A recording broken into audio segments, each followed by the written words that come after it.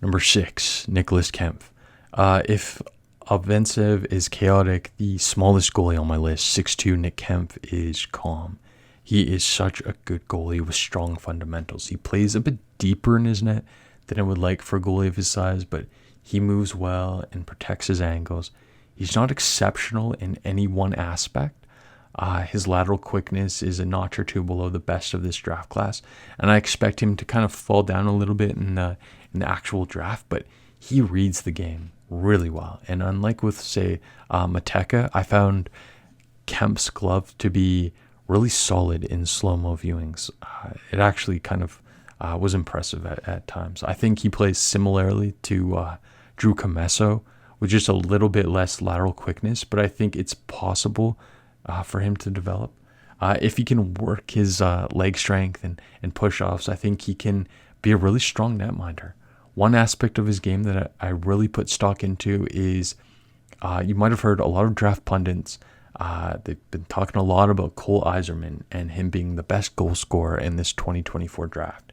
Well, this was the goalie facing most of Yzerman's arsenal throughout the year.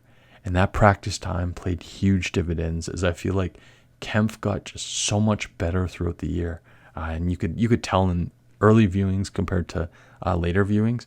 And that's why I think he overtook the two other NTDP goalies. His growth was unreal.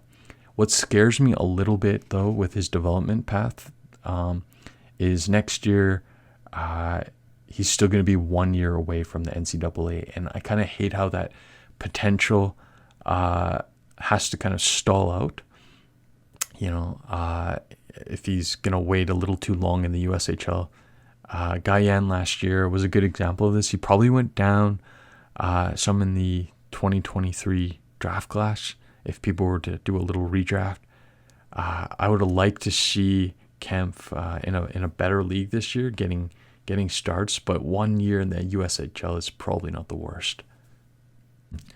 Number 5, Semyon Konopsky. The 6'5" Konopsky will not get drafted in 2024, so feel free to fast forward, but he's going to get drafted in 2025.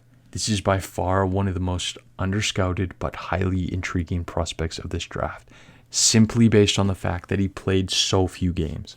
When digging around this last month to see if any of my guys are on lists, or if I'm just completely out to lunch, I see some scouts are talking about Unin, and Vince's got a little love from one or two people, but this kid from the Loco team is this year's diamond in the rough. There's zero chatter about him, but I think there should be a lot. As mentioned, he played a mere 6 games this year.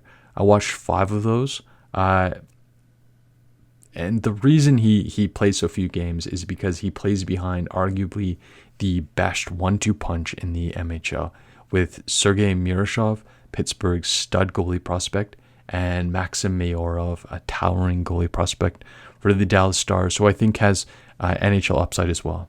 It'd be rough for any 17-year-old to get into games on that championship caliber team. It's kind of like a scare off with the Predators. No matter how much talent is back there, he's probably not unseating the top guys. Both of these goalies from Loco, though, are 2 years older. However, in my very limited viewings, I want to state, very limited, I saw just as good of a player with great size, fast aggressive pads, strong blocker, exceptional side-to-side net coverage, slightly wiry frame. I believe that's going to change as he did incur a bit of a growth spurt. And I project him to be a little bit wider than he is.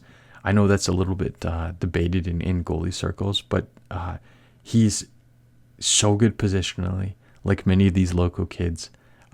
It was maddening trying to figure out how he did not get reps for Loco's B team.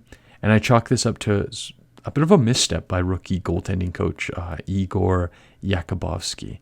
I don't think that would happen with the old regime, but who knows? 2024 will likely see Murashev moving up, giving Konopsky at least part of the net, possibly the full thing, depending on what happens with Mayorov. And this is where I think he's going to get big viewings and really pop up on a lot of radars, especially on a good MHL team that should still have a lot of good players playing for them next year.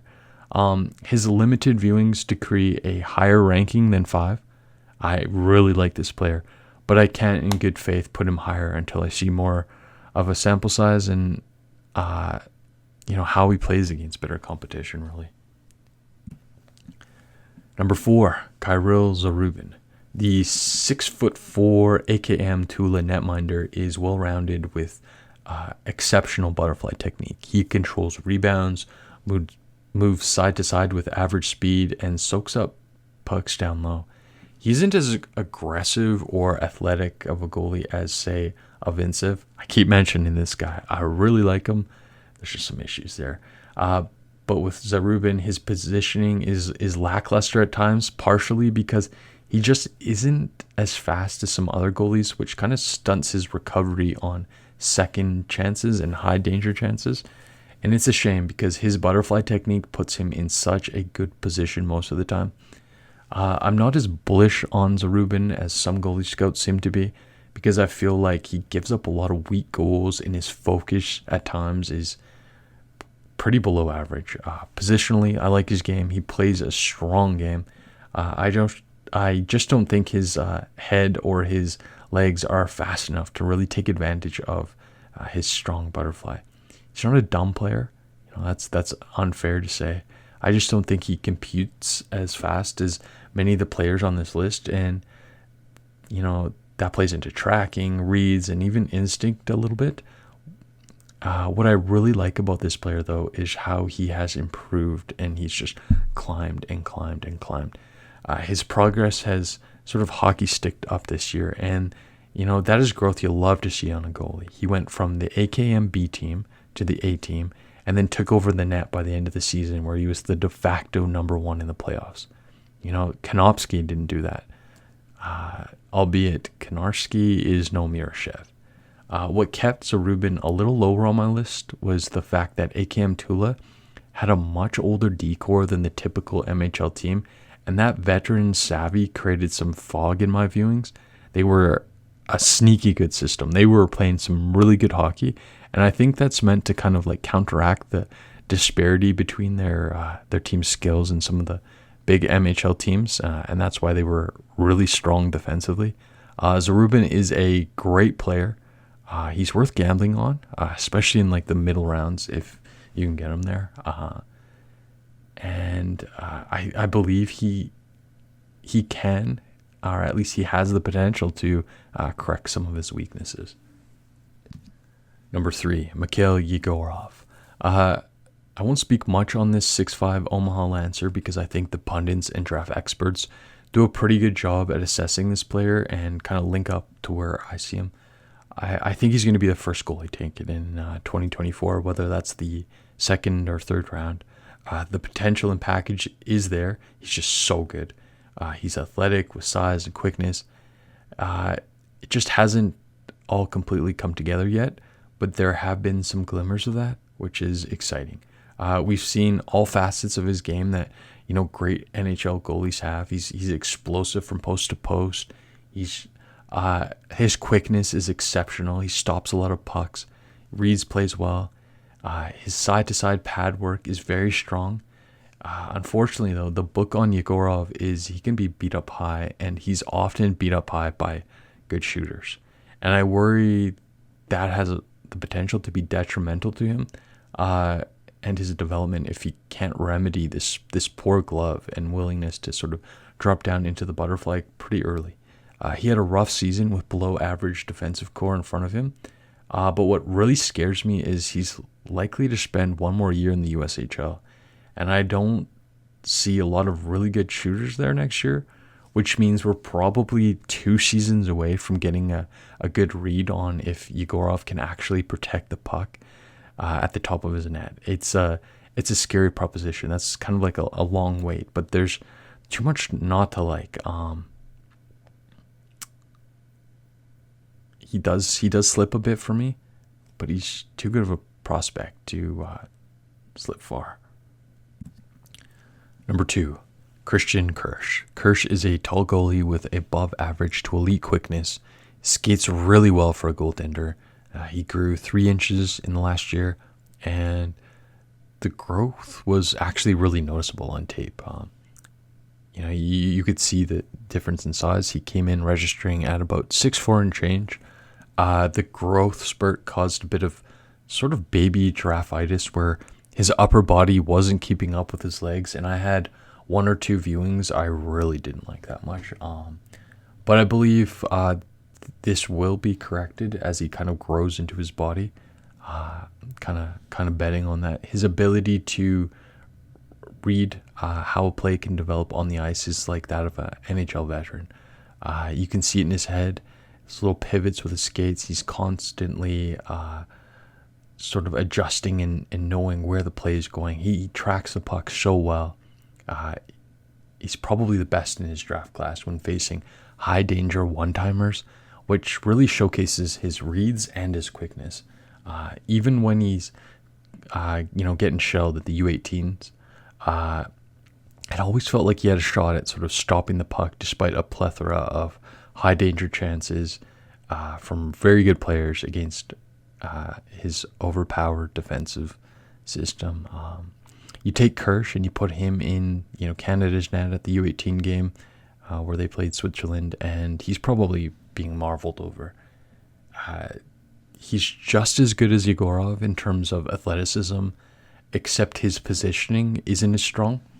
And I think a lot of scouts early on, they might have not realized that Kirsch is as big as he actually is now after that growth spurt, so they might have written him off or had him pretty low on their list. This is a player who, like a Vincent, could really excel with a good goalie coach. Except, Kirsch plays a butterfly and not a quote-unquote hybrid. So I think the coaching will be much easier, and the possibility for reaching goalie enlightenment is just more possible with this player. Right now, Kirsch is coached by Marco Mathis and Kirsch's father, who doesn't have a ton of hockey experience himself. And the lack of high-level coaching is sort of restricting this player. Now, you put Kirsch into the USHL this year, and he likely outshines Yegorov just on raw talent alone. Now, he'll be going there next year, so we'll see if he can do it, and this creative projection rings true. But I much prefer the fact that he's kind of climbing the ladder and hockey stick, trajectorying, going from Swiss Junior League to the USHL rather than sort of staying stagnant at the same league for 2 years in a row. I like that growth, and I really like this prospect. Number 1, Pavel Moisevich. The 6'5" Russian